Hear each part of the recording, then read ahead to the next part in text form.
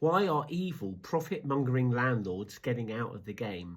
If you own a buy-to-let or you're thinking of buying a buy-to-let because you think landlords make a load of money, I'm going to run through a scenario of a single buy-to-let which I own, so you can see as an evil landlord what my profits are. So I bought this property, I put down £20,000, took a £100,000 mortgage, and I rented it out for £995 a month.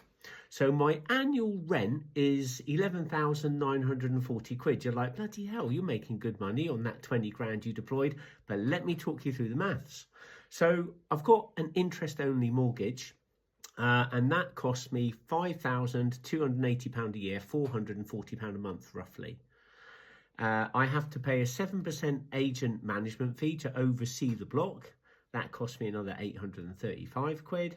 Then I have management costs, that's my service charge for the block of 2,200. And then I have things like gas safety, general maintenance, repairs and improvements on the site, just for general day-to-day stuff, 500 quid. So my income's 11,940, my outgoings are 8,815, leaving me a profit of £3,000 a year.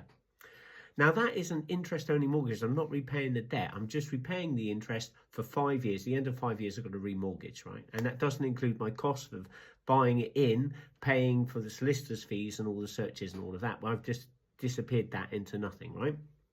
So years 1 and 2 of owning this property, year 1, the bay window in the lounge needed replacing because it was shot. That cost me 3 grand, so I made no profit. Year 2, the bay window in the bedroom turned out that it was causing condensation because its thermal insulation wasn't correct. There was water pouring down the walls. We had to change that. That was 3 grand. And now I'm heading into year 3 thinking, great, I might actually make a profit this year. I might make £3,000 rather than breaking even. And it turns out that external maintenance is due on the block. So we had a quote, a crazy quote, but anyway, that's another story. We've had a quote now, having gone out to tender, got 3 tenders in. The external maintenance on the block is somewhere between 30 and 35 grand for this year. Now there's 8 flats in the block. Work that out, that's like 4.5 grand each that we have to pay this year to redecorate the outside of the block, and it turns out that has to be done every 5 years. Next year we've got to decorate the inside of the block because that has to be done every 3 years, and it hasn't been done since I owned it. So as things stand right now, for the 4 years that I will have owned this property, providing nothing else goes wrong in the flat, I will make a 0 profit on that. Right, so this evil landlord here who bought that as an investment is thinking to himself, maybe I should be getting out of the game because it doesn't really work. To make it worse, because that rental income is now added in to my income, right, I have to pay tax on that rental income. The government will only let me offset about 20% of my mortgage costs. So by the time I take my costs and expenses out, there's £7,000 worth of tax that effectively gets added onto my income. If I manage to stay under the 40% tax bracket, bearing in mind that's going into my day-to-day salary now, I would have to pay £1,540 in tax, and if it pushes me over that tax bracket into the 40% tax bracket, I'd pay £2,800. So as things stand today, I am losing somewhere between £1,500 and £3,000 a month owning that property.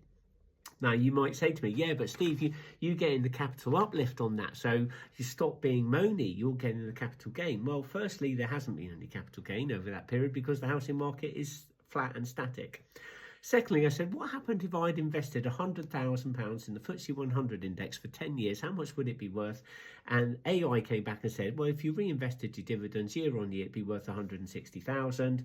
I said, what if I'd put it in a buy-to-let property over the same period? And it said it'd be worth about 133 to 140, plus the accumulated rental income, which we've just established, is zero profit. Now, at some point, I'm going to have to sell this flat to repay the mortgage.